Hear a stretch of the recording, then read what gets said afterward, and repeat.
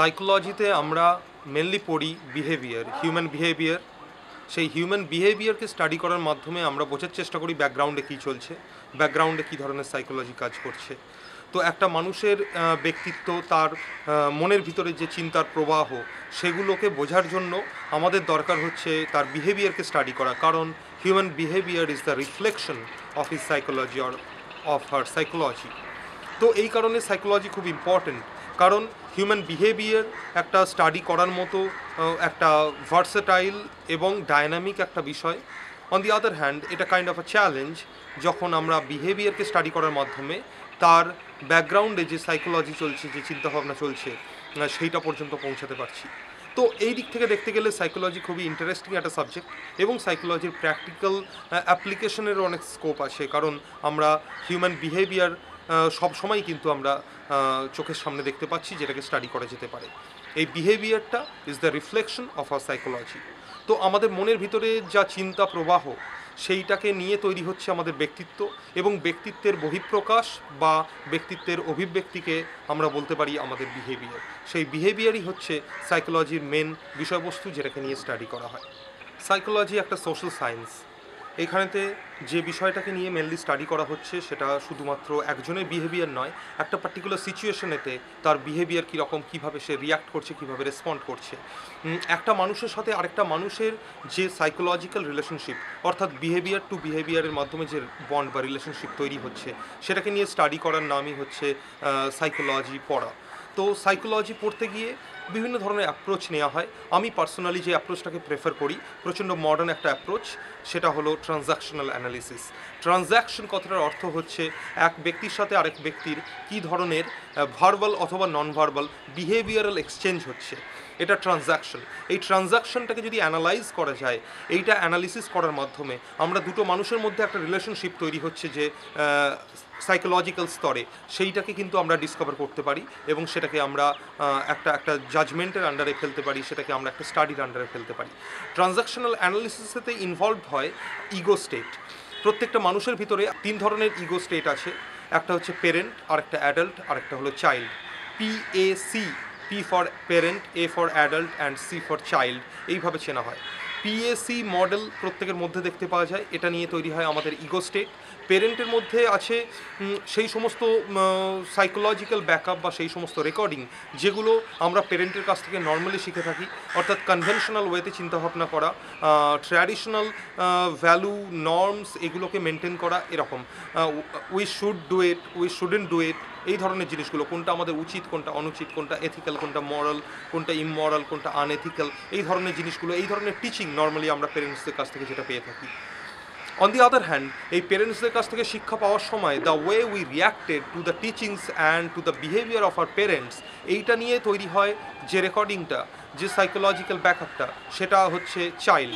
চাইল্ডের ভিতরে আছে এই সিচুয়েশনগুলো, যখন আমরা পেরেন্টের কাছ থেকে টিচিংগুলো পেয়েছি, তখন আমরা কীভাবে রেসপন্ড করেছি বা কীভাবে রিয়াক্ট করেছি, অর্থাৎ ভয়, অ্যাংজাইটি, হ্যাপিনেস, জয়, এই সমস্ত জিনিসগুলো কিন্তু নর্মালি, এই সমস্ত ফিলিংসগুলো কিন্তু নর্মালি রেকর্ডেড হয় আমাদের চাইল্ড ইগো স্টেটে। অ্যাডাল্ট তৈরি হয় কিন্তু একটু পরে, যখন মানুষ পেরেন্ট এবং চাইল্ড এই দুটো জায়গা থেকে ডেটা কালেক্ট করে সেগুলোকে অ্যাসিমিলেট করতে পারে, সেগুলোকে প্রসেস করতে পারে, তখন ওই প্রসেসড ফর্মটা তৈরি করে অ্যাডাল্ট ইগো স্টেট মানুষের ভিতরে। অর্থাৎ adult stands for rational thinking, computing, logical attitude, এই সমস্ত জিনিসপত্রগুলো যেগুলো প্রচণ্ড জরুরি একটা ব্যক্তিত্বের বিকাশের জন্য।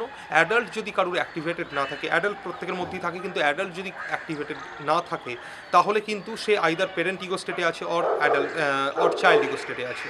তো একটা মানুষ নর্মালি হয় প্যারেন্ট ইগো স্টেটে থাকবে, নয় অ্যাডাল্টে থাকবে, নয় চাইল্ডে থাকবে। অ্যাট এ টাইম দুটো বা তিনটে ইগো স্টেটে একসাথে থাকা সম্ভব নয়। ট্রানজ্যাকশনাল অ্যানালিসিস বোঝার যে পারপাস, সেটা শুধুমাত্র সাইকোলজি সাবজেক্টটাকে বোঝার জন্য নয়, আমার মনে হয় এটাকে বাস্তবিক জীবনেতে কাজে লাগানো খুব জরুরি, এবং কাজে লাগানো যেতে পারে কীরকমভাবে। একটা ছোট উদাহরণ দিতে পারি আমি, যে আমাদের উচিত আমরা কোন ইগো স্টেটে আছি সেটাকে লোকেট করা, সেটাকে বোঝা। আমরা প্রতিটা মোমেন্টে কোনো না কোনো ইগো স্টেটে আছি। যদি আমরা ক্রিটিক্যাল হই of the world of the society, তাহলে আমরা পেরেন্ট ইগো স্টেটে আছি। যেমন ফর এক্সাম্পল এইরকম যখন আমরা আলোচনা করছি যে আমাদের স্টেটের কিছু হবে না, আমাদের গভর্নমেন্ট একটা ফেলিওর, গভর্নমেন্ট কী করছে উল্টোপাল্টা, এই ধরনের পলিসি প্রপার নয়, it's kind of a capitalistic approach, এই ধরনের যখন আমরা কথা বলছি তখন actually we are being critical of the administration.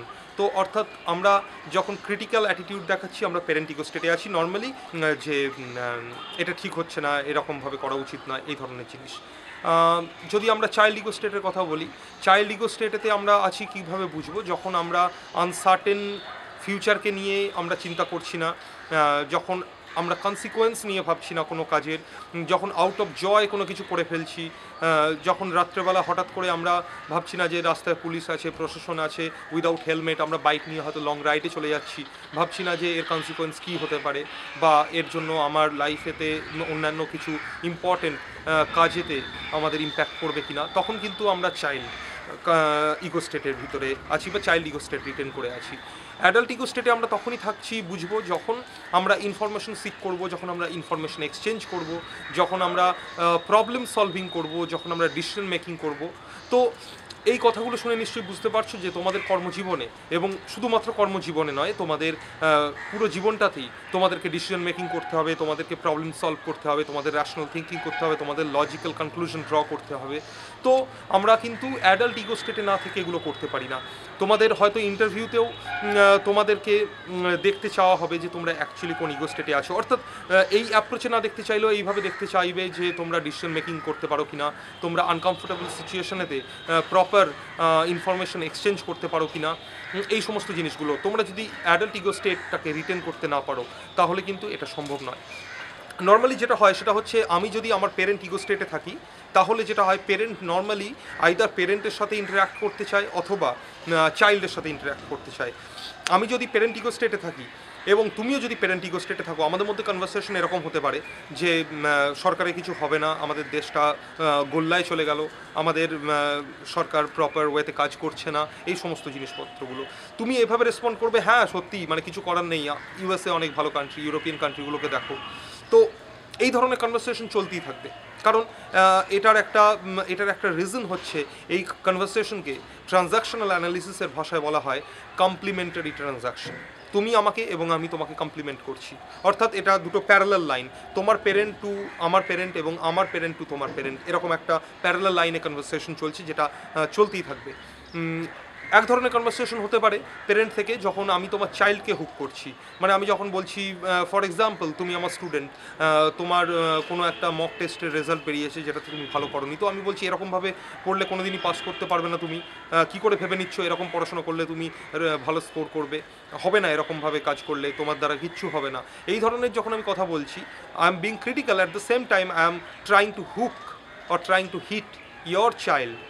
তো তখন তুমি রিয়াক্ট করছো কীভাবে, তুমি রেসপন্ড করছো, তুমি মাথা নিচু করে দাঁড়িয়ে আছো, মানে তোমার বিহেভিয়ার, আমি যেটা প্রথমেই বললাম যে ভার্বাল হতে পারে, নন ভার্বাল হতে পারে, তুমি মাথা নিচু করে দাঁড়িয়ে আছো, আই এম সরি, যেরকমভাবে একটা চাইল্ড তার পেরেন্টের কাছে বকা খেয়ে মাথা নিচু করে দাঁড়িয়ে থাকে, সেইভাবে তুমি রিয়াক্ট করছো বা রেসপন্ড করছো। তো এখানেতে যে ট্রানজাকশনটা হচ্ছে সেটা হচ্ছে পেরেন্ট টু চাইল্ড হচ্ছে, তোমার রিয়াকশন কিন্তু আবার চাইল্ড টু পেরেন্ট, তোমার চাইল্ড থেকে আমার পেরেন্ট, তো এটাও কিন্তু কমপ্লিমেন্টারি, এইটাও কিন্তু চলতে থাকবে। কিন্তু এখানে ক্রস ট্রানজাকশন হওয়ার চান্স আছে, যদি তোমার পেরেন্ট দিয়ে আমার চাইল্ডকে তুমি হুক করে দাও, তাহলে আমি আমার পেরেন্ট থেকে তোমার চাইল্ডকে হুক করছি, অন দি আদার হ্যান্ড তুমি রেসপন্ড করছো এইভাবে, তোমার পেরেন্ট থেকে আমার চাইল্ডকে হুক করছো, so there is a cross. এই ট্রানজাকশন চলবে না, এটা আইদার ঝগড়ায় রূপান্তরিত হবে অথবা মারামারিতে রূপান্তরিত হবে। এক্সাম্পল, আমি বলছি তোমার দ্বারা কিচ্ছু হবে না, এরকম স্কোর করেছো, তুমি উল্টে আমাকে এরকম উত্তর দিচ্ছ যে আপনি কি এই সময় খুব ভালো পড়াশোনা করতেন আমার বয়সে, এটা বোঝার চেষ্টা করুন যে আমি জাস্ট পড়া শুরু করেছি।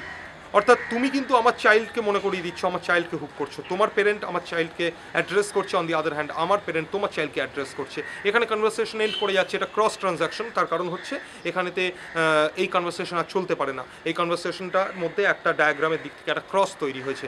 তো এইভাবে দেখতে গেলে যে কোনো ধরনের মারামারি, ঝগড়া, অশান্তি, ম্যারিটাল লাইফে ডিভোর্স, ইন্টারন্যাশনাল পলিটিক্সে ওয়ার্ল্ড ওয়ার, এগুলো কিন্তু হচ্ছে due to the result of cross transaction. কারণ টক বা ডিসকাশন চলতে পারে না, যেখানে সেখানে ক্রস ট্রানজাকশন হয়ে গেছে, এবং ক্রস ট্রানজাকশনেতে আর ভার্বালি আর আলোচনা করে নেগোশিয়েট করে কোনো লাভ নেই, সেখানেতে কিন্তু তোমাকে অন্য উপায় অবলম্বন করতে হবে। তো সেই কারণে এই ক্রস ট্রানজাকশনের রেজাল্ট হচ্ছে ঝগড়া, অশান্তি, মারামারি, যুদ্ধ। তো যদি অ্যাডাল্ট টু অ্যাডাল্ট কনভারসেশন হয়, সেটা একটা ট্রানজাকশনাল অ্যানালিসিসের মধ্যে একটা complementary transaction. Parent to parent হলো কমপ্লিমেন্টারি, চাইল্ড টু চাইল্ড হলো কমপ্লিমেন্টারি। কিন্তু চাইল্ড টু চাইল্ড হলে তুমি কনসিকোয়েন্সের কথা ভাবছো না, তুমি প্রচণ্ড চাইল্ড লাইক ইমোশনগুলোকে নিয়ে আলোচনা করছো, সেগুলোকে প্রায়োরিটি দিচ্ছ। So it's not good of course. Decision making এইভাবে করা সম্ভব নয়। আউট অফ ইমোশনালি ড্রিভেন, প্রচণ্ড ধরনের ইম্পালসিভ হয়ে কিন্তু তুমি ডিসিশন নিচ্ছ যদি ডিসিশন মেকিং করো, তো অটোমেটিক্যালি এটা কিন্তু একটা প্রপার ডিসিশন মেকিংয়ের এক্সাম্পল হবে না। অন দি আদার হ্যান্ড, যদি আমরা পেরেন্টের কথা বলি, you are being critical about the fact, the reality of the society, তো সেখানে তো কিন্তু ডিসিশন মেকিং করা সম্ভব নয়, বা proper decision making, rational decision making সম্ভব নয়। তার মেন কারণ হচ্ছে পেরেন্ট হয়ে নর্মালি যেরকম ক্রিটিক্যাল অ্যাটিটিউড আমরা রিটেন করি, সেই অ্যাটিটিউডের ওপর ভিত্তি করে আমরা কিন্তু ক্রিটিসাইজ করতে চাই, আমরা কিন্তু being the part of the problem, আমরা কিন্তু প্রবলেমটাকে সলভ করতে চাই না। So being on adult is the best solution, and adult two adult conversation that is always for exchanging information, that is for rational thinking, logical conclusion making, and decision making. So being on your adult is the essential thing in your life. That should be the aim of your life, for a happy life, for a better life, for a meaningful life. So that's little bit about transactional analysis. Now coming to the main point, why transactional analysis is necessary. কারণ transactional analysis আমার কাছে একটা approach, যার মাধ্যমে, যেটা বোঝার মাধ্যমে শুধুমাত্র নিজের পার্সোনালিটিকে ডেভেলপ করা সম্ভব তাই নয়, পুরো সাবজেক্টটাকে, সাইকোলজি সাবজেক্টটার মধ্যে যে থিওরিগুলো আছে, ম্যাক্সিমাম থিওরিটিক্যাল পোর্শনকে যদি ট্রানজাকশনাল অ্যানালিসিসটা বোঝার পরে সেই অ্যাপ্রোচ থেকে বোঝার চেষ্টা করা হয়, এটা একটা আনকনভেনশনাল মেথড, নর্মালি এটা করা হয় না, কিন্তু যদি এইভাবে বোঝার চেষ্টা করা হয়, সাবজেক্টটা অনেক সহজ হয়ে ওঠে। কারণ ট্রানজাকশনাল অ্যানালিসিস নিয়ে আমরা যখন পড়ছি, তখন কিন্তু আমরা ওই বিহেভিয়ারের ব্যাকগ্রাউন্ডে কী চলছে, কোন বিহেভিয়ারটা কীরকম ইগো স্টেট ড্রিভেন, এইটা বুঝতে যখন পারছি, আমাদের কাছে কিন্তু বিহেভিয়ারটাকে অ্যানালাইজ করা, ইন্টারপ্রিট করা অনেক সোজা হয়ে যাচ্ছে। এখন এর বাইরে যেটা মেন বিষয়, যে কারণে সাইকোলজি ইম্পর্টেন্ট, শুধুমাত্র নিজের বিহেভিয়ারকে মডিফাই করা যেতে পারে নিজের বিহেভিয়ারকে অ্যানালাইজ করার মাধ্যমে, তা নয়, পুরো সোসাইটির বিহেভিয়ারকে কিন্তু বোঝা সম্ভব। পুরো সোসাইটির বিহেভিয়ার বোঝার মাধ্যমে কমিউনিটি সাইকোলজিকে বোঝা সম্ভব, এবং সেই সাইকোলজিটা বোঝার মাধ্যমে একটা পার্টিকুলার বিহেভিয়ারটা কেন ক্রিয়েটেড হচ্ছে, কোনো একটা বিহেভিয়ারকে মডিউল করতে গেলে, কোনো একটা বিহেভিয়ারকে রেগুলেট করতে গেলে এটা বোঝা জরুরি, কজটা কী। এই কজ অ্যান্ড এফেক্ট রিলেশনশিপটাকে যখন বোঝা সম্ভব হবে, তখন কিন্তু পুরো একটা সোসাইটির বিহেভিয়ারকে চেঞ্জ করার জন্য তার সাইকোলজিটাকে অ্যানালাইজ করে সেই কমিউনিটি সাইকোলজিটার ওপরে কাজ করা সম্ভব। এর বাইরে সাইকোলজি প্রচণ্ড ইম্পর্ট্যান্ট একটা সাবজেক্ট, কারণ এটা আমাদের জীবনের সাথে ওতপ্রোতভাবে জড়িত। এর বাইরে এই সাইকোলজি সাবজেক্টটার প্রচণ্ড প্র্যাকটিক্যাল ইউজফুলনেস আছে। এছাড়াও এটার একটা স্কোপ আছে, যে স্কোপটা হলো, তুমি যখন আনসার লিখছো পরীক্ষাতে, তখন কিন্তু তুমি অনেক ধরনের এক্সপেরিমেন্টেশনের সুযোগ পাচ্ছ। ক্রিয়েটিভ এক্সপেরিমেন্টেড আনসার কিন্তু অনেক বেশি ভ্যালুয়েবল, কারণ এই ধরনের আনসার রাইটিংয়ের মাধ্যমে তুমি শুধুমাত্র তোমার ক্রিয়েটিভ থিঙ্কিংটাকেই এক্সপ্রেস করছো তা নয়, তুমি কিন্তু আউট অফ দ্য বক্স চিন্তাভাবনা করতে পারো, এবং তুমি যে কোনো একটা বিষয়ের ওপরে পড়াশোনা করে নিজস্ব মতামত প্রকাশ করতে পারো। এই ধরনের অ্যাবিলিটি তুমি কিন্তু আনসার রাইটিংয়ের মাধ্যমে দেখাচ্ছ। তো এই কারণে এটা অনেক স্কোরিং হয়ে উঠবে যখন তুমি অরিজিনাল কন্টেন্ট পরীক্ষার হলে কিন্তু প্রডিউস করতে পারবে। এছাড়া এই সাবজেক্টের একটা সায়েন্টিফিক অ্যাপ্রোচ থাকার জন্য সাবজেক্টটাতে স্কোর করা অনেক সোজা, এবং এই সাবজেক্টটাতে অনেক কিছুই কিন্তু মনে রাখার দরকার হবে না, কারণ সেটাকে সাধারণভাবে পড়াশোনা করার মাধ্যমেই তুমি কিন্তু বুঝে নিতে পারবে, আর বুঝে নেওয়ার পরে এর থেকে যে কোনো ধরনের কোয়েশ্চেনের উত্তর তুমি করতে পারবে যখন তুমি বিষয়টা জানো।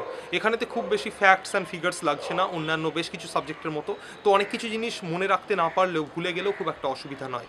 এবং সায়েন্টিফিক অ্যাপ্রোচ থাকার জন্য এবং মডার্ন প্রচণ্ড ধরনের এক্সটেন্সিভ স্টাডি মেটেরিয়ালের অ্যাভেলেবিলিটির জন্য, এবং ভালো ধরনের রিসোর্স ইন্টারনেটে এবং বিভিন্ন বইতে, বিভিন্ন ধরনের রিসার্চ ওয়ার্ক, বিভিন্ন ধরনের কেস স্টাডি, এইগুলোর অ্যাভেলেবিলিটি থাকার জন্য তুমি কিন্তু পরীক্ষাতে আনসার যখন লিখছো সেই ধরনের জিনিসপত্রকে ইউজ করতে পারো, এবং সেগুলো তোমার মার্কসে খুব পজিটিভ কন্ট্রিবিউশন আনবে। এই সমস্ত কারণেই কিন্তু সাইকোলজি অপশনালটা খুব একটা ইম্পর্ট্যান্ট অপশনাল হয়ে উঠবে তোমার জীবনে। এটাকে কনসিডার করে দেখতে পারো। যদি মনে করো যে এই অপশনালটা এই সাবজেক্টটা তোমার ভালো লাগছে, তাহলে এটাকে অপশনাল হিসাবে নাও এবং পড়াশোনা শুরু করো। Keep calm and study psychology.